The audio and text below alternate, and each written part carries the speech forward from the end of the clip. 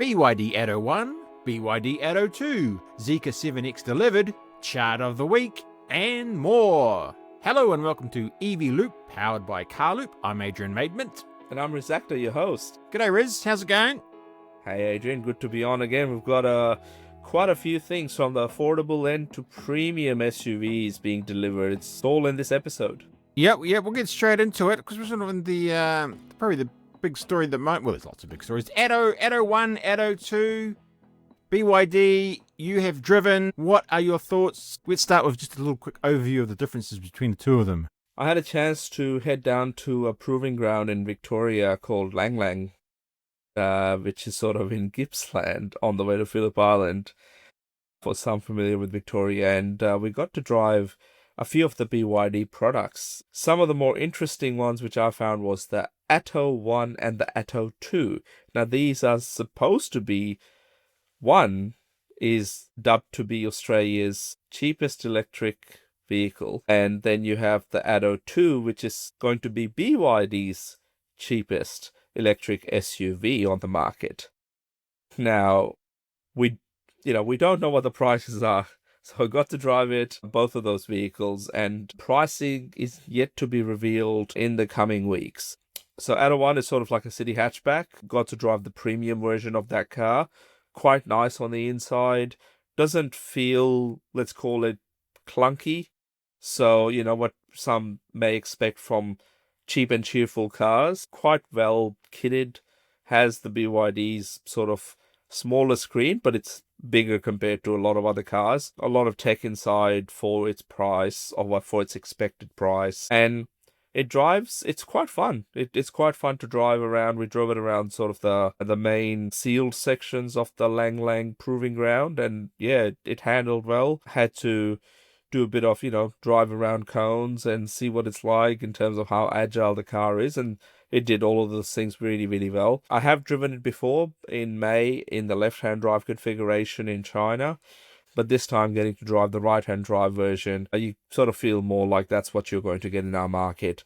So for both Atto 1 and Atto 2 were driven. The Atto 2 I thought was quite a nice small family SUV. It comes on BYD's third generation electric architecture, and it feels it as well. It definitely feels more refined than the Atto 3, which has been around for a couple of years now, just over 3 years.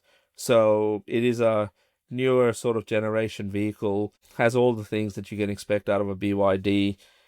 The key, obviously, information that's missing is the price.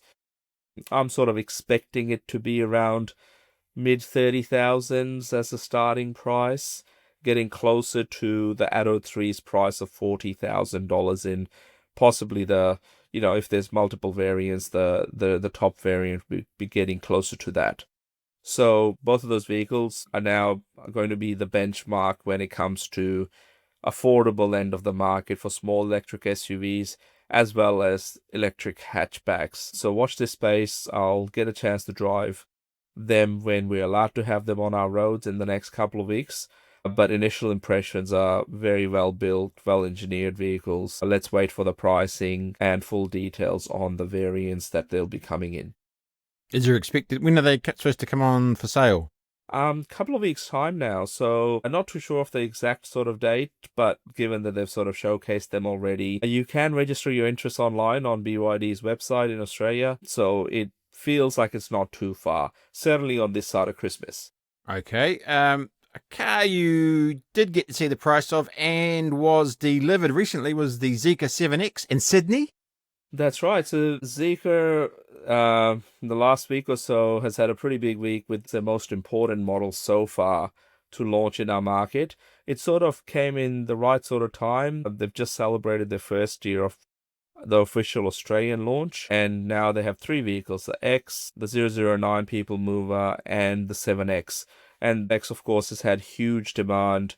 We learned this week that they have over 2,500 pre-orders, which is, it's not a cheap car. It's a premium borderlining luxury sort of an SUV. And I personally got to meet over 50 new owners at Sydney Motorsport Park this last week. And yeah, the Zeekr held a bit of an event where they showcased the technology that comes with these cars, such as self-parking, helped owners drive them around the Sydney Motorsport Park track, which would have been a pretty cool experience.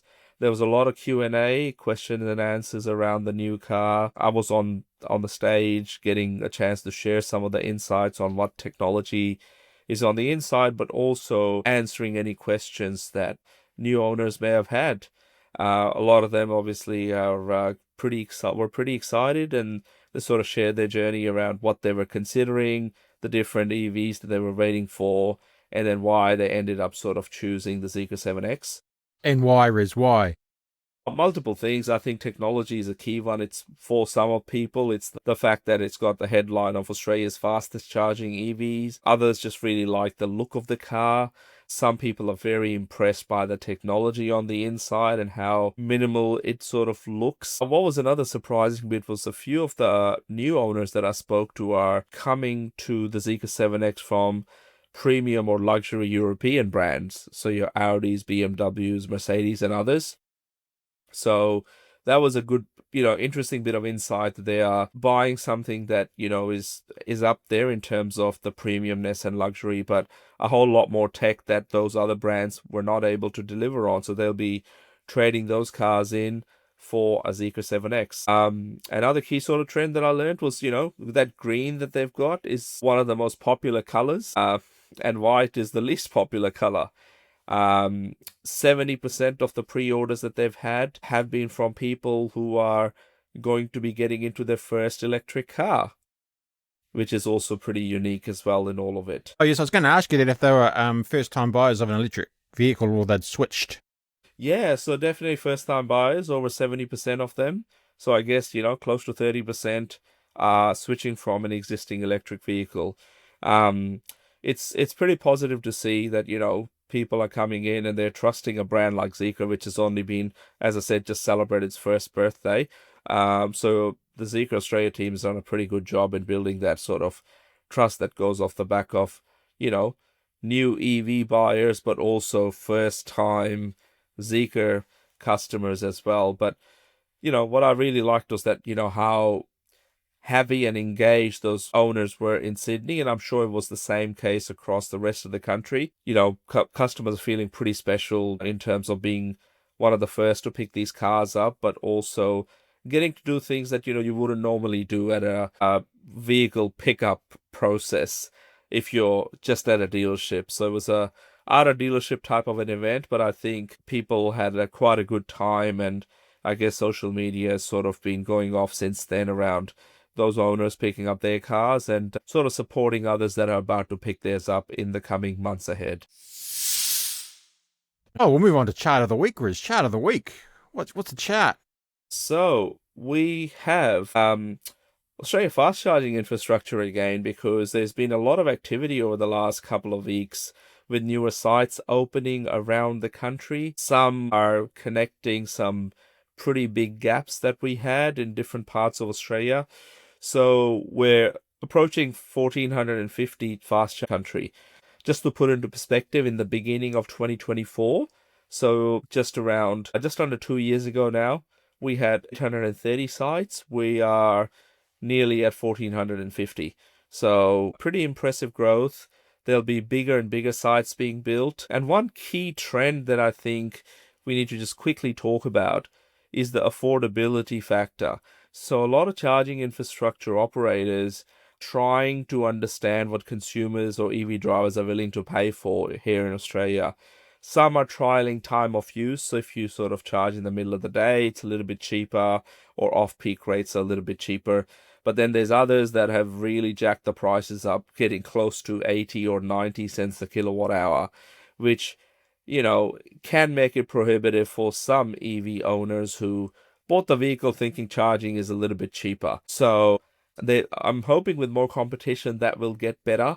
One tip that I can provide EV drivers, if you're planning on road tripping or are unable to charge at home, so you do need to rely on the DC fast charging network, have a look at the Tesla Superchargers. Even if you drive a non-Tesla vehicle at certain times of the day, you're getting rates under 50 cents a kilowatt hour for a pretty fast charging sort of site with, 250 kilowatts per plug is available at most of the supercharger sites across the country.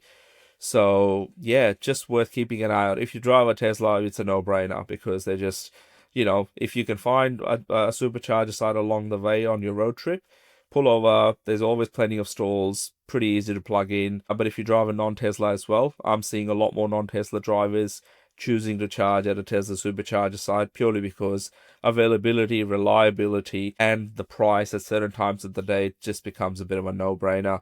So keep an eye out on what's out there, but the fast charging infrastructure is growing. I'm hoping there's more competition in the coming years, but for now, Tesla seems to be offering the best sort of prices to get kilowatts into your vehicle. Okay, we'll go international now. Just a new model out. Whenever I see the headline lowest price, I think it's obviously for the Chinese market. This is Hyundai, and they're releasing a new vehicle, but it's in China, isn't it? It's in China. The EO midsize SUV, three variants. That's it. So I was surprised, Adrian, this week that Hyundai's announced this because I have written articles about this and have discussed it on podcasts in the past. This is the Hyundai Elexio, was what it was supposed to be called only a couple of weeks ago, and now they've just changed it to EO. So there must be some market where it can't enter because of that reason. But sounds like Harry Potter. So it's starting off in China at prices of under 30,000 Australian dollars. Yes, it's the Chinese price. Yes, it's very competitive there. But I expect, like the Kia EV5, which was first launched in China, for this vehicle to make it into international markets like Australia and New Zealand. Now, we have had this car being tested as an evaluation vehicle undercover in Sydney. So I've done an article on that a couple of weeks ago. So it appears that it's being tested around other markets as well outside of China. But of course, it will be, I believe, a Chinese manufactured vehicle for the local market first, but then going into global markets, possibly in Q1 or Q2 next year.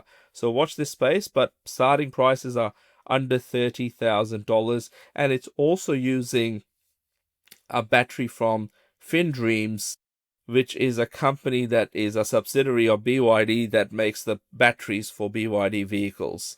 So FinDreams is bringing their Blade battery that's going into this vehicle, and hence they can get that price.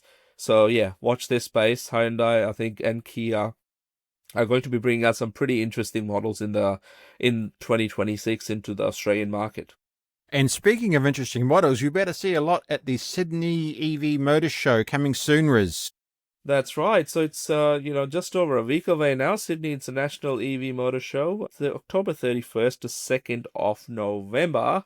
I will be there on the stage talking all things EVs. We'll have lots of amazing panelists talking and sharing their insights into different parts of the electric vehicle ecosystem.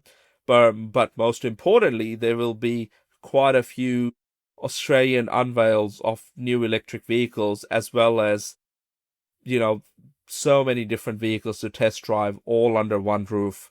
That's going to be pretty exciting, and yeah, looking forward to it. And you'll get to see models that we've sort of spoken about in this episode as well. We know Zeekr 7X is definitely going to be there.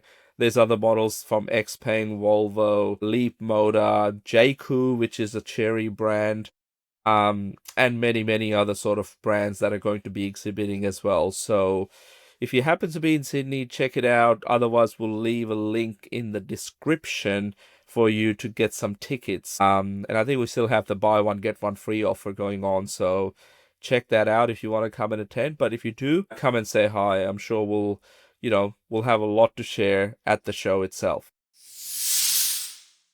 We've just launched our quarterly report on what's happening in the state of the EV market. There's a lot of changes going on.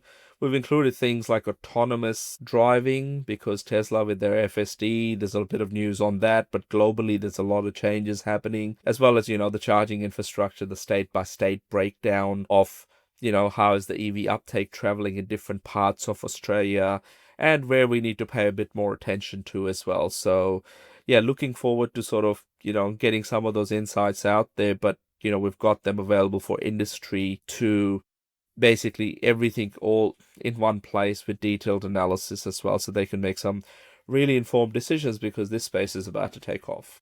Any thoughts from the week that's passed, or we're looking forward to the week ahead? Yeah, so obviously, BYD is doing a bit with launching new vehicle models in the coming months. There's we've all, of course, seen other brands as well, like GAC with their Ion V now going to be going on sale pretty soon. And as it appears, there's more brands that are looking at the Australian market more broadly. And more options are always a really, really good thing for buyers. It means, we're going to get like those 2 BYD models that are going to set a benchmark on what affordable electric vehicles look like. I think we're going to be seeing a lot more competition from various different brands. EVs already are cheaper than many of the equivalent ICE, petrol, or diesel products. So yeah, we've got to just watch this space. So that was pretty cool to see with BYD and the stuff they've got coming up, including their new brand Denza, which is starting out with plug-in hybrid vehicles. But I think moving forward, they do have a couple of fully electric options in China that could be coming our way. So just so many things, so much excitement. And I think that, we will be consistently hitting over that 10% of all vehicle sales being an electric vehicle in our market in the sort of the last bit of 2025 and moving into 2026, which is very promising. Okay, Riz, we'll leave it there, and we'll talk to you again next week. Oh, and if people could like, subscribe, share, that would be awesome. That's right. If you made it this far, do that and share it with your family and friends, and come back for the next episode. So we'll see you then.